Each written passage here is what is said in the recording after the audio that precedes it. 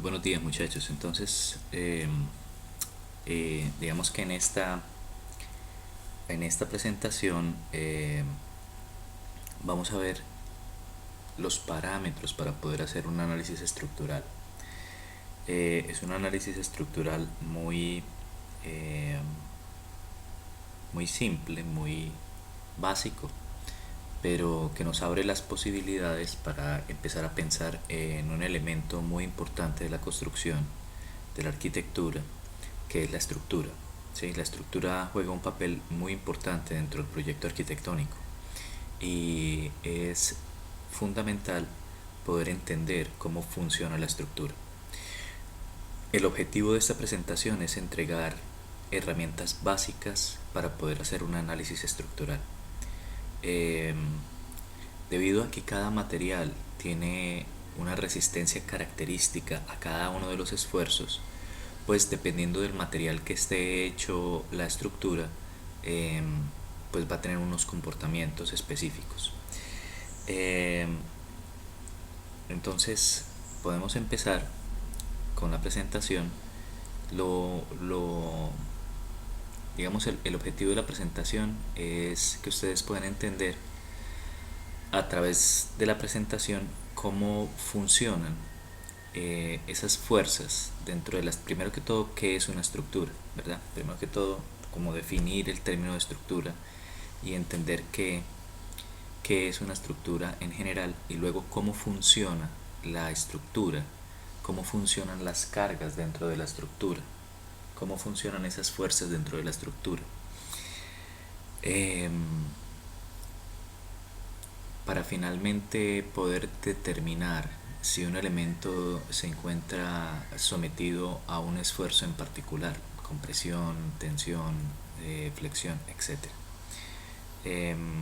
Y mostrar, digamos que a nivel general, los tipos de estructuras que uno podría encontrar allá afuera, ¿verdad? Entonces, damos comienzo a la presentación. Muy bien, ¿para qué sirven las estructuras? Eso es una buena pregunta. Las estructuras que construye el hombre tienen una finalidad determinada, para la que han sido pensadas, diseñadas y finalmente construidas. Entonces podemos hacer un análisis de la función. O sea, hay 4 cosas básicas para las que se elaboran o se fabrica una estructura. Primero, probablemente la más típica de todas, es soportar peso, ¿sí? Una estructura debe ser capaz de soportar peso. Sobre todo, especialmente las estructuras que hacen los arquitectos deben ser completamente capaces de soportar peso, ¿sí? Salvar distancias. Salvar distancias, ¿a qué se refiere? Bueno, vamos a desglosar cada uno de estos. ¿A qué se refiere soportar peso? Soportar peso se refiere a lo siguiente. Cuando usted tiene, vamos a pensar en un sistema aporticado. Para los que no saben qué es un sistema aporticado, es un sistema, se les llama sistemas adintelados o sistemas aporticados, los que están conformados por columnas y por vigas, ¿sí? Es que no puedo rayar por fuera de la presentación. Entonces, digamos, columna, viga. Esto tiene obviamente 3 dimensiones y puede tener el número de pisos que ustedes quieran, ¿sí? Entonces, digamos, muchos edificios están conformados con una estructura porticada. Obviamente no es no un solo pórtico, sino varios pórticos en varias direcciones, ¿verdad? Entonces, si hablamos de una estructura porticada, aquellos que soportan el peso son las vigas y las columnas, ¿sí? Esos son los elementos estructurales que soportan el peso, vigas y columnas. Los muros internos no deben soportar peso, ¿sí? El sistema está diseñado para que las cargas, que siempre se representan con una flechita, fluyan a través de las columnas, las vigas, las columnas, y finalmente lleguen al piso. Y el piso es el que va a recibir todas estas cargas, ¿sí? Esa es la idea de soportar peso en una estructura, que sea capaz de soportar las cargas, que su peso propio se conoce como peso muerto, pero hay un peso adicional que se conoce como cargas vivas, y es, por ejemplo, la gente que entra al edificio y sale. Cargas que no son permanentes, que son temporales, se conocen como cargas vivas. Las cargas permanentes se conocen como cargas muertas. ¿Qué es una carga muerta? El peso propio de los elementos. El peso propio de los elementos siempre va a estar ahí, nunca vamos a poder prescindir de él, entonces se conoce como una carga muerta. Entonces la idea de la estructura es que sea capaz de resistir tanto cargas vivas como cargas muertas, ¿sí? Y eso en una edificación lo hace la estructura. Entonces en una edificación hay dos tipos de elementos: los elementos estructurales y los elementos arquitectónicos. Los elementos estructurales son los que manejan las cargas y los elementos arquitectónicos tienen otra función. Pueden tener funciones bioclimáticas, pueden tener funciones de división de espacios, pueden tener funciones de cerramiento, pueden tener funciones acústicas, pueden tener funciones térmicas, pero los elementos arquitectónicos no manejan cargas, o sea, están aislados de la estructura para que cuando se presentan las cargas, el que soporte las cargas sea la estructura. Un ejemplo muy típico de esto es cuando usted sufre de la espalda. No sé si alguien haya sufrido de la espalda, pero cuando usted sufre de la espalda, por ejemplo, tiene algo en la columna, una hernia discal, por ejemplo. Usted va al fisioterapeuta y el fisioterapeuta le dice: no, mire, usted tiene que hacer ejercicio. En la medida en que usted haga ejercicio, los músculos se van a fortalecer y van a empezar a trabajar más. Y de esa manera usted va a dejar de trabajar con los huesos, ¿sí? ¿Qué quiere decir eso? Que, digamos, el sistema musculoesquelético del ser humano es una estructura, ¿sí?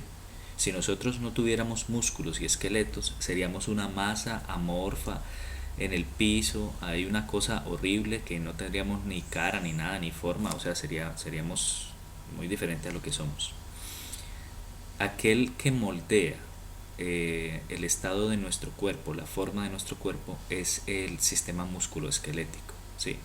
Pero así como en el sistema musculoesquelético, que es nuestro sistema estructural, si nosotros descuidamos los músculos, entonces el esqueleto empieza a trabajar mucho y puede tener patologías. De hecho, cuando se descuida de alguna manera, eh, empezamos a tener muchas patologías. Suele suceder lo mismo con la estructura, ¿sí? Si la estructura la excedimos en las cargas de diseño, los elementos estructurales no son los únicos que empiezan a funcionar con carga, sino que los muros divisorios, o por ejemplo, si esta viga de aquí arriba tiene mucha carga, el muro que está aquí abajo de cerramiento va a empezar a trabajar, y ese muro es arquitectónico y no está diseñado para recibir carga, ¿sí?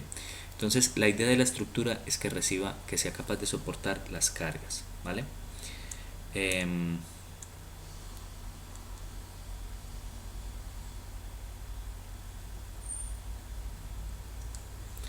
Bueno, otra de las funciones básicas que tiene una estructura es salvar distancias. Esta función de las estructuras es muy utilizada no solamente en la arquitectura, sino también en la ingeniería, y se refiere a la capacidad que tiene una estructura de unir dos puntos que están separados, ¿sí? ¿A qué me refiero con eso? Ya les explico. Si algún día logro quitar este borrador, les explico.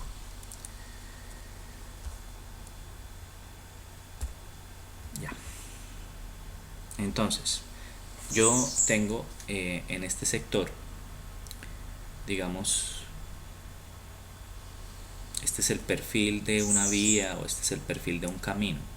Acá tengo un río, ¿sí? Por aquí corre el agua. Todo esto es agua. Entonces yo necesito unir este punto A con este punto B. Entonces, para hacer eso, yo lo que debo hacer es generar una estructura. Esto puede tener 15 metros, ¿sí? Si ustedes quieren. Y el río puede ser tan caudaloso como ustedes quieran, y métanle pirañas y métanle cualquier tipo de peligro. Entonces, la idea es unir el punto A con el punto B. Para eso, digamos que dentro de las estructuras hay estructuras especiales que se pueden plantear para generar una estructura suficientemente resistente que sea capaz de cubrir esa luz. O sea, esta distancia entre el punto A y el punto B se conoce como luz, ¿sí? Es el mismo término que se utiliza cuando uno habla de la distancia entre columnas, uno habla de la luz entre columnas. Entonces yo puedo generar una estructura que me permita de alguna u otra manera generar un elemento suficientemente rígido que no se vaya a pandear, que no se vaya a doblar, que no se vaya a flectar y me permita salvar esa luz, ¿sí? Entonces cuando dicen salvar distancias o salvar luces es unir un punto A con un punto B de una manera segura cuando antes no se podía. Lo mismo sucede en una estructura de una vivienda, cuando usted tiene una columna y otra columna, esa distancia entre columnas se conoce como luz y generalmente se salva con una viga. Entonces llega una viga que une a la columna con la otra columna y esa viga va a resistir los pesos, ¿sí? Entonces esa es otra función que tiene las estructuras, que es salvar luces, ¿vale? Son muy usadas, es muy usado. Ustedes se ponen a mirar los puentes, pues están conformados por estructuras, generalmente estructuras metálicas o de concreto. Algunos puentes son de madera, generalmente puentes antiguos, pero digamos que los elementos están puestos de una manera particular para salvar esa luz. Bueno, otra función, digamos que no es la más importante en la arquitectura, es proteger los objetos. Las estructuras aquí tenemos, por ejemplo, se pueden diseñar para proteger un objeto, el ejemplo de un casco o el ejemplo de un empaque, ¿sí? Este empaque, digamos que si es algo delicado, se puede llegar a proteger a partir de una estructura que nosotros diseñemos, ¿sí? Y otro ejemplo de el uso de las estructuras o la función de las estructuras es darle rigidez a un elemento. ¿A qué se refiere eso? A que los elementos no necesitan ser completamente sólidos, ¿no? Usted no necesita crear paredes completamente sólidas para, por ejemplo, crear el ala de un avión. El ala de un avión no está hecha a partir de elementos sólidos, está hecha a partir de pequeños elementos que forman un costillar, al igual que el cuerpo del avión, forman un costillar que le da la rigidez suficiente y luego ese costillar, esa estructura se reviste con un material que generalmente es acero y usted logra formar el avión, pero en realidad el avión es hueco, ¿sí? O sea, no es sólido, no es un elemento completamente sólido. Esto no es algo que se haya inventado el ser humano. Esto usted lo puede ver, por ejemplo, en la estructura de los huesos. La estructura de los huesos, que es una estructura muy resistente, aparentemente es sólida, pero cuando usted acerca un microscopio, en realidad es una colección de poros. O sea, un hueso es una colección de poros. Hay una relación de vacíos muy grande y eso hace que el hueso sea muy muy eficiente. Claro, cuando esa relación de vacíos supera la normalidad, pues le dicen a usted que usted tiene osteoporosis o cosas de esas. Pero digamos que hablando de un hueso sano no es sólido, es hueco, tiene una gran relación de vacíos, es alta la relación de vacíos. De la misma manera, uno puede crear estructuras a partir de ciertas, digamos a partir de una estructura en celosías, usted puede llegar a crear lo que se conocen como estructuras que pareciera que fueran sólidas. Un ejemplo típico de eso en la construcción es un sistema muy antiguo que se denomina balloon frame. Ese sistema balloon frame aparece por allá en 1800 y consiste en un marco de madera al cual se le colocaban unos bastidores, ¿sí? Como los marcos de un cuadro, y a partir de esto, luego esto se enchapaba con una madera, con un panel de madera, y usted creaba paredes que aparentemente eran sólidas. Digamos, esto luego evolucionó a un sistema que se llama steel framing, y actualmente las paredes de drywall son muy parecidas a esto, solo que los perfiles de adentro no son de madera, sino que son de acero galvanizado, ¿sí?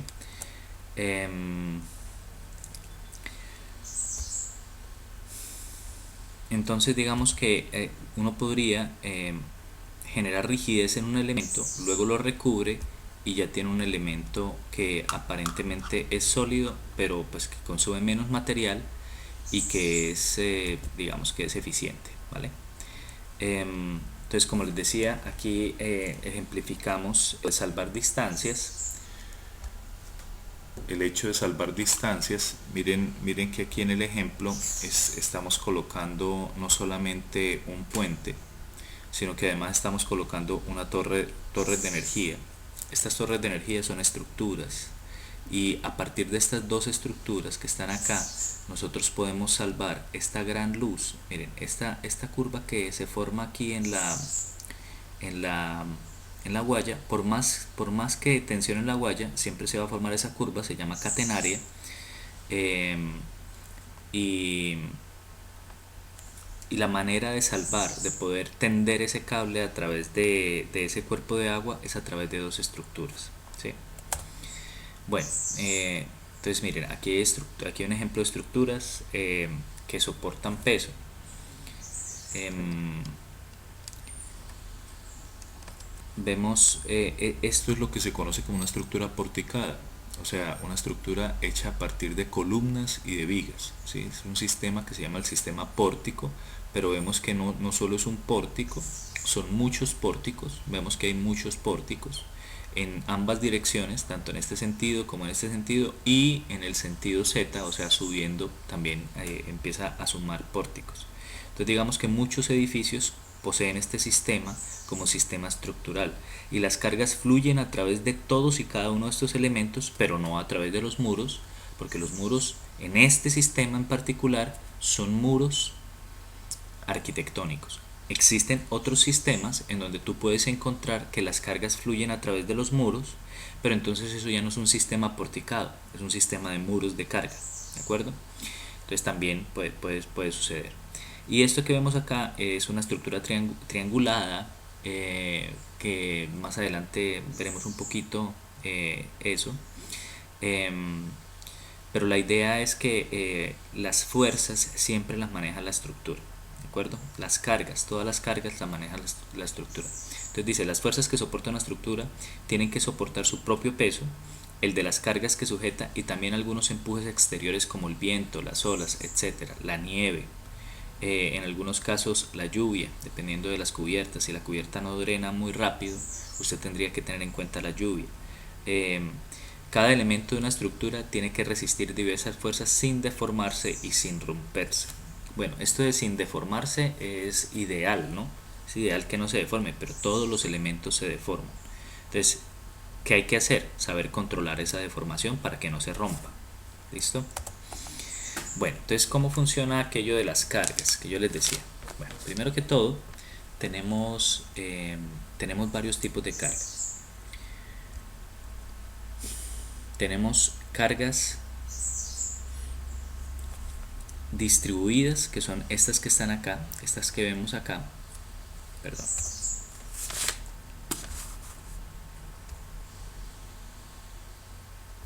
Estas que vemos acá son cargas. Bueno, primero hablemos de las cargas puntuales. ¿Qué es una carga puntual? Esta que tenemos acá. Las cargas puntuales son cargas que están aplicadas en un punto, o sea, en un sector específico. Mire, estas dos son puntuales y están aplicadas en un punto. Se representan con una sola flecha, ¿sí? Por ejemplo, si en esta estructura, que es básicamente 4 columnas, 4 vigas y una placa, y pues sus respectivas zapatas, si en esta estructura una persona viene y se para acá, ¿sí? esta persona se para acá, ¿qué efecto está ocasionando sobre la placa? Pues él tiene dos pies y esos son sus dos puntos de apoyo. Entonces yo podría pensar que en esa placa hay simplemente dos cargas puntuales. Es decir, que la mitad del peso, si el señor pesa 80 kilos, pues él va a aportar 40 kilos con cada pie, ¿verdad? Entonces serían dos cargas puntuales de 40 kilos. Ahora, si el señor une los pies y trata de que todo su peso quede concentrado en un solo punto, pues entonces ya no son dos cargas puntuales de 40 kilos, sino que sería una sola carga puntual de 80 kilos. ¿Sí? Tiene mucho que ver con el punto de contacto de la carga. ¿Sí? Entonces, pero son cargas puntuales. Ahora, eso es lo que se denomina o lo que se conoce como carga puntual, ¿vale? Y se representa con una flecha. Ahora, una carga distribuida. Entonces, una carga distribuida es esto. Es una carga distribuida lineal.